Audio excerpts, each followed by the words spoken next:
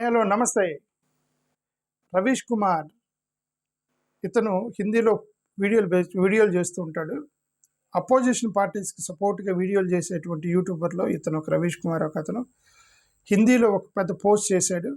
2025లో జరిగిన గవర్నమెంట్కి మరి అపోజిషన్ యాంగిల్లో వీడియోలు చేస్తాడంటే ఆబ్వియస్లీ గవర్నమెంట్కి వ్యతిరేకంగా చేస్తాడు. సో ఇతను 2025లో జరిగినటువంటి ఫెయిల్యూర్స్ గురించి ఒక వీడియో చేసి పోస్ట్ చేశాడు హిందీలో. దాన్ని నేను మీకోసం తెలుగులో చెప్తున్నాను. ఓకే, తెలుగు ఆడియన్స్కి హిందీ రాని వాళ్ళ కోసం నేను చెప్తున్నాను. అది హిందీ వచ్చిన వాళ్ళు అతని వీడియో లింక్ నేను డిస్క్రిప్షన్ ఇస్తాను, మీరు చూసుకోవచ్చు. మీకు హిందీ వస్తాయి.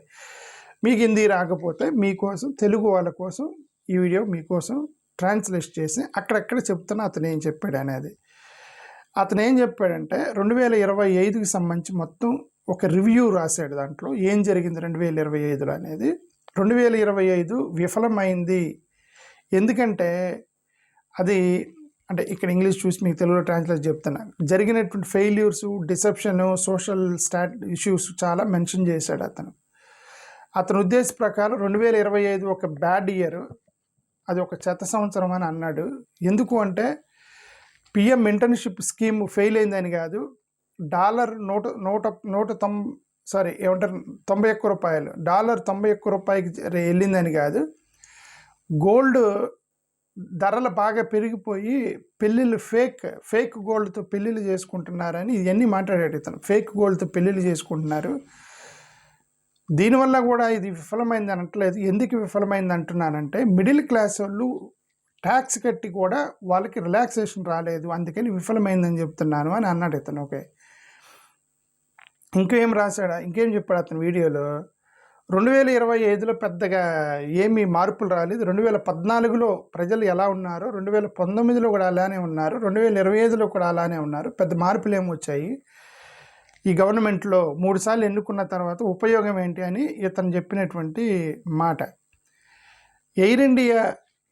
అహ్మదాబాద్ ఎయిర్ ఇండియా కొలాప్స్ అయ్యి 170 మంది చనిపోతే మనీష్ తివారీ లాంటి వాళ్ళు లోక్సభలో అడిగితే ఏమైంది, మీరు ఎందుకు అహ్మదాబాద్ ఎయిర్ ఇండియా ప్లేన్ ఎందుకు క్రాష్ అయింది, 170 మంది ఎందుకు చనిపోయారు, సజీవ దహనం అయ్యారు, సమాధానం చెప్పమంటే వాళ్ళు చెప్పినటువంటి విషయం ఏంటంటే ఇంటర్నేషనల్ స్టాండర్డ్ ప్రకారం మేము ఇన్వెస్టిగేషన్ చేస్తున్నామని 6 నెలల నుంచి చెబుతున్నారు. 6 నెలల నుంచి ఒకటే మాట చెప్తున్నారు, ఇంటర్నేషనల్ స్టాండర్డ్లో ఇన్వెస్టిగేషన్ చేస్తున్నామని. ఇంతవరకు ఎందుకు ఈ ప్లేన్ క్రాష్ అయిందో చెప్పలేదు అనేది అతను చెప్పింది. ఇంకేం మాట్లాడాడు, 2025లో ఇద్దరు పెద్దవాళ్ళకి 75 సంవత్సరాలు దాటిపోయినాయి. వాళ్ళిద్దరు పేర్లు చెప్పలేదు, ఎవరో ఇద్దరు ఉన్నారట పెద్దోళ్ళట, 75 సంవత్సరాలు దాటినాయట. 75 సంవత్సరాలు దాటితే మీరు దిగిపోయి మీ అనుకున్నటువంటి వాళ్ళకి అవకాశం ఇవ్వాలని చెప్పింది ఈ పెద్దవాళ్ళే. ఆ పెద్దవాళ్ళు ఇప్పుడు మేము దిగమని చెప్పి మంకు పట్టుకొని కూర్చున్నారు, మేము దిగే ప్రసక్తే లేదు అని అంటున్నారు. ఆ స్కీమ్ పెట్టింది వాళ్ళే, ఎవరైతే పెట్టారో వాళ్ళే ఎగ్జామ్షన్ తీసుకొని పాపం వాళ్ళు దిగిపోతారని కోరుకున్న వాళ్ళకి డిసప్పాయింట్ చేశారు. వెనక మేము ప్రధానమంత్రులు అవ్వచ్చు అని కోరుకున్న వాళ్ళని డిసప్పాయింట్ చేశారు. వాళ్ళ సక్సెసర్స్ని డిసప్పాయింట్ చేస్తూ వాళ్ళు కుర్చీ పట్టుకొని ఆలాడుతున్నారని ఇతను చెప్పినటువంటి వీడియో. అది లింక్ ఇస్తాను, చూసుకొని మీకు హిందీ వస్తే చూడండి. ఓకే, ఆర్ఎస్ఎస్ 100 సంవత్సరాలు దాటింది 2025లో, కానీ పెద్ద మేజర్ ఈవెంట్స్ ఏం లేనప్పటికీ కూడా వందే మాతరం డిబేట్ అప్పుడు అపోజిషన్ పార్టీ వాళ్ళు ఆర్ఎస్ఎస్ 1925 నుంచి 1947 మధ్యలో 22 సంవత్సరాలుగా మీరు స్వతంత్ర సమర యుద్ధంలో పాల్గొన్నట్టు ఆధారాలు చూపించండి అని వాళ్ళని వందే మాతరం డిబేట్లు లోక్సభలో అడిగారు. కానీ ఆర్ఎస్ఎస్ దానికి సమాధానం చెప్పలేకపోయింది. అపోజిషన్ అతను ఏమంటాడు, గవర్నమెంట్కి కొన్ని క్వశ్చన్స్ వేసాడు. అపోజిషన్ వాళ్ళు గవర్నమెంట్కి కొన్ని క్వశ్చన్స్ వేశారట, ఇది ఆ లోక్సభలో. ఏమని, మీ యొక్క పితరులు అంటే మీ యాన్సెస్టర్స్ ఎవరెవరు, భగత్ సింగ్, సుఖ్దేవ్, రాజ్గురు, ఖుదీరామ్ బోస్, వీళ్ళందరూ వందే మాతరం పాడారు. కానీ ఎవరైనా ఒక 4 ఆర్ఎస్ఎస్ మెంబర్స్ని మీరు చూపించండి, ఫ్రీడమ్ మూవ్మెంట్లో పాల్గొన్నటువంటి 4 ఆర్ఎస్ఎస్ మెంబర్స్ యొక్క పేర్లు చెప్పండి అని అడిగారట అసలు లోక్సభలో. వాళ్ళు చెప్పలేకపోయారు అనేది తన వీడియోలో చెప్పింది. BJP forming government quickly within 20 years of establishment. BJP 20 సంవత్సరాలు చాలా ఏమన్నాడు, with the BJP forming governments quickly within 20 years of establishment but notes that RSS could not highlights its contribution. Okay, BJP 20 yearsలోనే గవర్నమెంట్ ఫామ్ చేసింది, కానీ RSS contribution ఏంటి అనేది highlight చేయలేకపోయింది. BJP పైకి వస్తుంది కానీ ఆర్ఎస్ఎస్ పైకి రావట్లేదు అని అతని ఉద్దేశం అయ్యిండి వచ్చాము. నాకు కరెక్ట్గా హిందీ కాబట్టి సరిగా అర్థం కాలేదు. కరెక్ట్గా చదువు మీరు ఒకసారి చూడండి, మీకు హిందీ వస్తే చూడండి. అతను లింక్ ఇస్తాను, లింక్ డిస్క్రిప్షన్ అతను లింక్ ఇస్తాను చూసుకోండి. ఆ వీడియో లింక్ ఇస్తున్నా మీకు, హిందీలో ఉంది అది. అతను గవర్నమెంట్ పూర్ కండిషన్స్ని విమర్శించాడు. ఇతను గోడీ మీడియా, ల్యాప్డాగ్ మీడియా అంటారు. గోడీ మీడియా, ల్యాప్డాగ్ మీడియా అంటే మీ ఒళ్ళో కూర్చున్న కుక్క పిల్ల అని అర్థం. వీళ్ళు గోడీ మీడియా అంటున్నారు కదా, అది ల్యాప్డాగ్ మీడియా అంటారు. ఓకే, ఆ మీడియాని ఇతను విమర్శించాడు. ప్రసార్ భారతి అనేది ఒక ఇన్ఫ్లుయెన్సర్, కర్లీ మేడం అంటే ఎవరు ఇన్ఫ్లుయెన్సర్, ఆమె వీడియోస్ కోసం 1000 కోట్లు పే చేశారట ప్రసార్ భారతి వాళ్ళు. రైల్వేస్ అక్కడ ఇక్కడ కూడా వీడియోలు చేసే వాళ్ళకి కోట్ల రూపాయలు చెల్లించారని ఇతను ఒక పెద్ద ఆరోపణ చేశాడు. మెయిన్ లైన్ మీడియాకి పాపం వాళ్ళకి ఈ యొక్క ఫండింగ్ మోడల్ తెలియక వాళ్ళు మెయిన్ లైన్ మీడియాలో కూర్చొని కొట్టుకుంటున్నారని అతను మెయిన్ లైన్ మీడియాని బాగా విమర్శించాడు. ఓకే, మరి ఇట్లాంటి బిజినెస్ మోడల్ కోల్పోయినందుకు మరి ఈ ల్యాప్డాగ్ మీడియా, అదే గోడీ మీడియా అనేది రిగ్రెట్ అయి ఉంటారు అనేది అతని ఉద్దేశం. పహల్గామ్లో టెర్రరిజం జరిగితే దానికి ఇండియా రెస్పాన్స్ అయింది. Just 1 minute.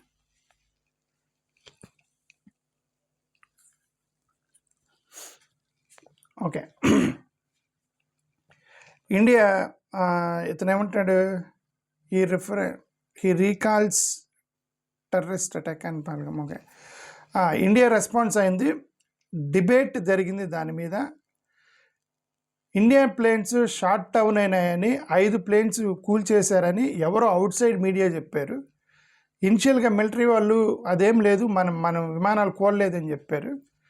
తర్వాత ఎప్పుడో ఏమంటారు, తర్వాత స్లోగా మనోళ్ళు డిఫరెంట్ ఇంటర్నేషనల్ మీడియా ఛానల్లో కూర్చొని గవర్నమెంట్ ప్రెజర్ వల్ల మేము ఇట్లా చేయాల్సి వచ్చిందని చెప్పారని అతను లిస్ట్ చేశాడు. నేను ఆల్రెడీ చెప్పాను, ఇతను అపోజిషన్కి అనుకూలంగా మాట్లాడి యూట్యూబ్ ఛానల్లో గవర్నమెంట్కి వ్యతిరేకంగా మాట్లాడతాడు. ఇప్పుడు ఆయన లిస్ట్ చేసినవన్నీ గవర్నమెంట్కి వ్యతిరేకంగానే లిస్ట్ చేశాడు. ఓకే, అది మీకు చెప్తున్నాను. ఇంకోటి ఏమన్నాడు, former army chief Ved Prakash Malik అతను ఆపరేషన్ సింధూర్ మీద ఏదో ప్రశ్నించాడట. దాని మీద 2025ని మర్చిపోదాము, కరోనా వైరస్ని ఎలాగైతే మనం మర్చిపోయామో, 20 లక్షల మందిని చంపేసినటువంటి కరోనా వైరస్ ఎలాగైతే మనం మర్చిపోయామో అలాగే మనం ఇంక 2025ని కూడా మర్చిపోదాము. కరోనా వైరస్ అప్పుడు వ్యాక్సిన్ వేసి సర్టిఫికేట్లు ఇచ్చారట, దాంట్లో మోడీ ఫోటో వేశారట. Okay, IndiGo stranding, millions of passengers IndiGo దగ్గర ఎయిర్పోర్ట్లో నిలబడి కూర్చున్నారు, వేల మంది క్యూలో నిలబడ్డారు. దాన్ని కూడా మెన్షన్ చేశాడు ఇతను. ఓకే, G20 పోస్టర్స్ని ఇతను విమర్శించాడు. ఎక్కడైతే ఇండియా సూపర్ పవర్కి సంబంధించినటువంటి ఆపరేషన్ సింధూర్కి సంబంధించి కరెక్ట్గా వాళ్ళు ఎక్స్ప్లెనేషన్ ఇవ్వలేదు. మోరోవర్ 30 కంట్రీలకి కోట్ల రూపాయలు ఖర్చు పెట్టి మన ఎంపీలను పంపించారు వేరు ప్లేసులకి. G20లో పార్టిసిపేట్ చేసి అక్కడ మనం మాట్లాడాల్సింది. ఇతను ఏమంటాడంటే, మోడీ గారు G20కి వెళ్ళి ఆపరేషన్ సింధూర్ మేము ఎందుకు చేయాల్సి వచ్చిందని అక్కడ ఎక్స్ప్లెయిన్ చేస్తే అన్ని కంట్రీస్ వాళ్ళు వచ్చారు కదా G20కి, అక్కడికి వెళ్లకుండా 1000 కోట్ల ఖర్చులు పెట్టి ఎంపీలని రకరకాల దేశాలకు ఎందుకు పంపించారు అనేది ఇతని యొక్క version. Okay, Trump cease fire నేనే చేశానని చెప్పి, లేదంటే ట్రేడ్ డీల్ చేయనని చెప్పి బెదిరించుకుంటూ వచ్చాడు 2025లో. కానీ మోడీ గారు రెస్పాండ్ అవ్వలే. ట్రంప్ ఇంపోజ్ చేశాడు ఫస్ట్ 25%, ఐ థింక్ ఫస్ట్ 25% వేసాడు, తర్వాత 26% వేసాడు, తర్వాత 50% వేసాడు, తర్వాత 100, 150, 350 అన్నాడు ఒకసారి. సాగించాడు ట్రంప్. ఓకే, ఇన్ని జరుగుతున్నా సరే మోడీ గారు రెస్పాండ్ కాలేదు. ఎక్కడెక్కడైతే ట్రంప్ వస్తున్నాడో అక్కడికి మోడీ గారు పోవట్లేదు, అవాయిడ్ చేస్తున్నాడు అనేది ఇతని యొక్క వర్షన్. ఓకే, ఇతను he declared the first and last trust in Indian democracy election commission. Okay, 2025లో ఎలక్షన్ కమిషన్ మీద ఓటు చోరీ యొక్క పెద్ద విధ్వంసం బయటకు వచ్చింది. ఎలక్షన్ కమిషన్ అనేది ఈవీఎం లాయల్టీని దెబ్బతీసింది 2025లో. మహారాష్ట్ర, హర్యానా లాంటి ప్లేసులు ఎలాగ దొంగతనం చేశారనేది అపోజిషన్ నాయకుడు రాహుల్ గాంధీ బయటపెట్టాడు. 2025లో ఓట్ థెఫ్ట్ చేశారు, ఓట్స్ని అమ్ముకున్నారు, కొన్ని నేమ్స్ డిలీట్ చేశారు, బ్రెజిలియన్ ఉమెన్ తీసుకొచ్చి ఓటర్ లిస్టులో పెట్టారు. ఇదంతా కూడా పార్లమెంట్లో చర్చించాల్సింది, పార్లమెంట్లో కరెక్ట్గా చర్చించలేకపోయారు దీన్ని. ఓకే, డెమోక్రసీ యొక్క సర్వైవల్ మీదే అనుమానం వచ్చేటువంటి ఇయర్ 2025 అనేది అతను చెప్పింది. Jagdeep passing of figures like Jagdeep choker fought for voting rights కోసం కొట్లాడినటువంటి జగదీప్ చోకర్ గారు చనిపోయినారట. సో ఆ దురదృష్టం అని చెప్పాడు. ముంబై లాయరు ఇక్బాల్ చాగలా అట, ఈయన కరప్టెడ్ జడ్జెస్ మొత్తం రిజైన్ చేయండి అని చెప్పేసి ఒక ముంబై లాయర్ గొడవ చేశాడట, ఇక్బాల్ చాగలా.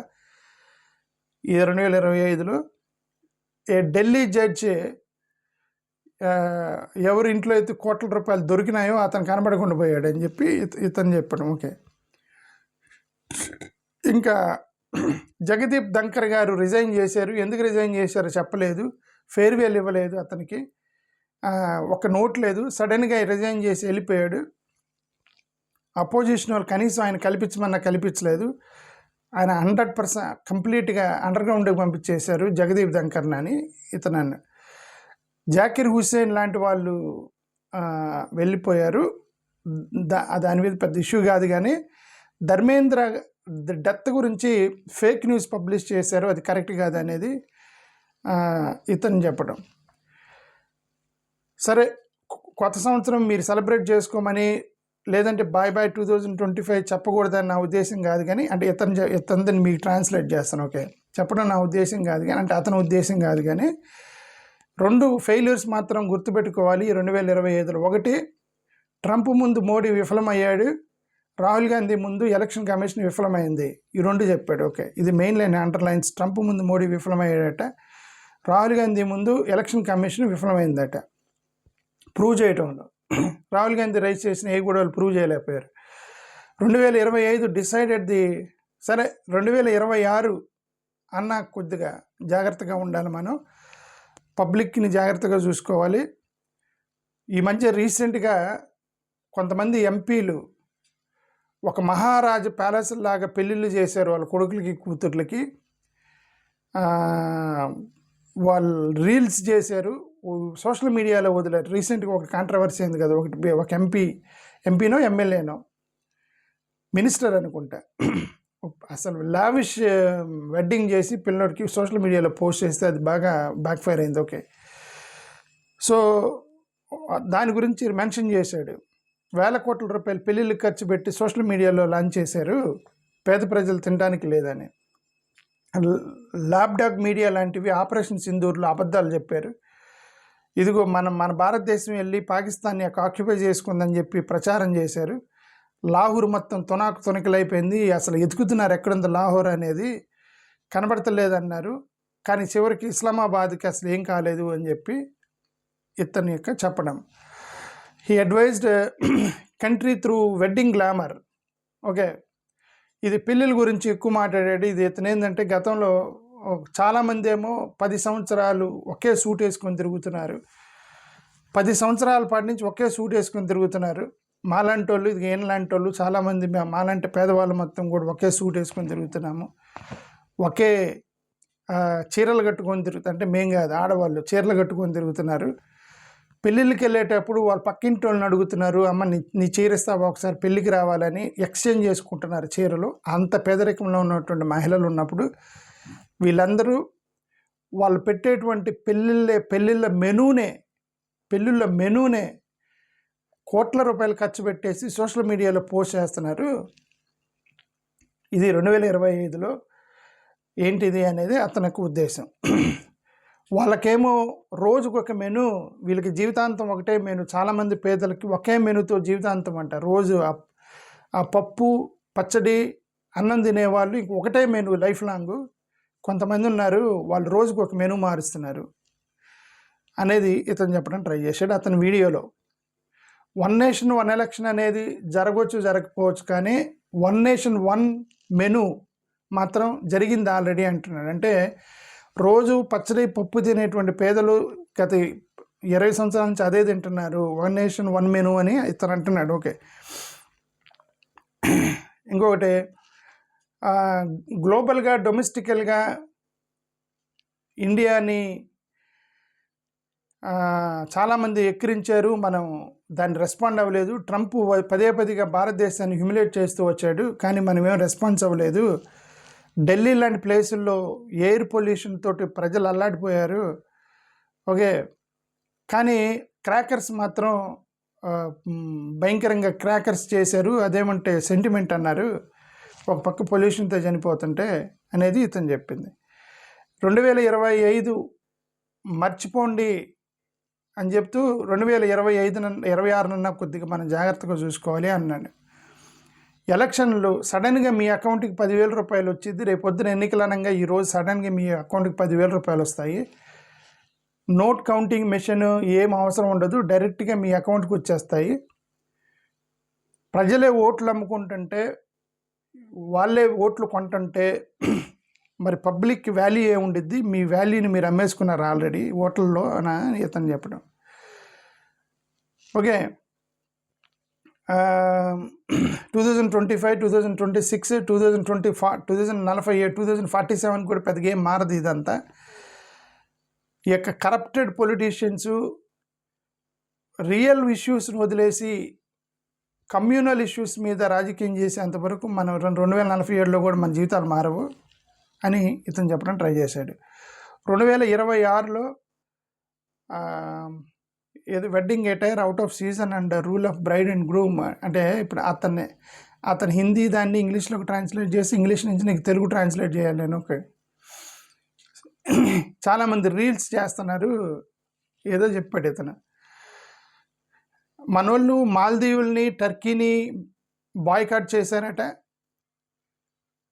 చాలామంది పెళ్లి చేసుకోకుండానే పెళ్ళిళ్ళు సెలబ్రేట్ చేసుకున్నారట. మరి ఎలాగా? This celebrating marriage without actual marrying, how it is అంటే రీల్స్లో అనుకుంటా. అచ్చా, చాలామంది పెళ్లి చేసుకున్నట్టు రీల్స్ చేశారు, పెళ్లి చేసుకున్నట్టుగా రీల్స్ చేశారు, అది అనుకుంటా అతని ఉద్దేశం.